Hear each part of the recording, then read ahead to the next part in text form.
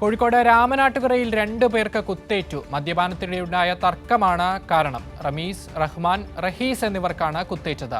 പ്രതി അക്ബർ ഓടി രക്ഷപ്പെട്ടു. വിവരങ്ങളുമായി ചേതൻ ചേരുന്നുണ്ട്. ചേതൻ, എന്താണ് സമഗ്രമായ വിവരങ്ങൾ?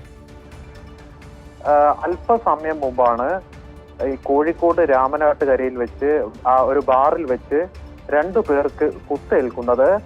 നല്ലളം സ്വദേശികളായ റമീസ്, റഹ്മാൻ, റഹീസ് എന്നിവർക്കാണ് കുത്തേൽക്കുന്നത്. ഇരുവരും സ്വകാര്യ ആശുപത്രിയിൽ ചികിത്സയിലാണ്. ഇതിൽ റഹീസിന് വയറിനാണ് കുത്തേൽക്കുന്നത്. അതുപോലെ തന്നെ റമീസ്, റഹ്മാന് കൈക്കും കഴുത്തിനുമാണ് പരിക്കേറ്റത്. ഇരുവരെയും ഒരേ സ്വകാര്യ ആശുപത്രിയിലാണ് പ്രവേശിപ്പിച്ചത്. ഈ പ്രതി അക്ബർ ഇവരെ കുത്തിയതിനു ശേഷം ഓടി രക്ഷപ്പെടുകയായിരുന്നു.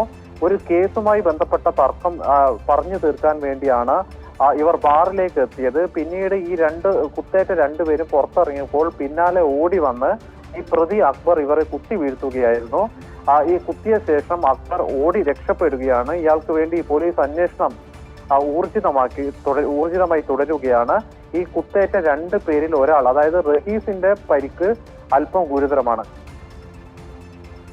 ശരി, കോഴിക്കോട്ട് രാമനാട്ടുകരയിൽ 2 പേർക്ക് കുത്തേറ്റു. മദ്യപാനത്തിനിടെ ഉണ്ടായ തർക്കമാണ് ആക്രമണത്തിൽ കലാശിച്ചത്. ചേതൻ സാജനാണ് വിവരങ്ങൾ നൽകിയത്.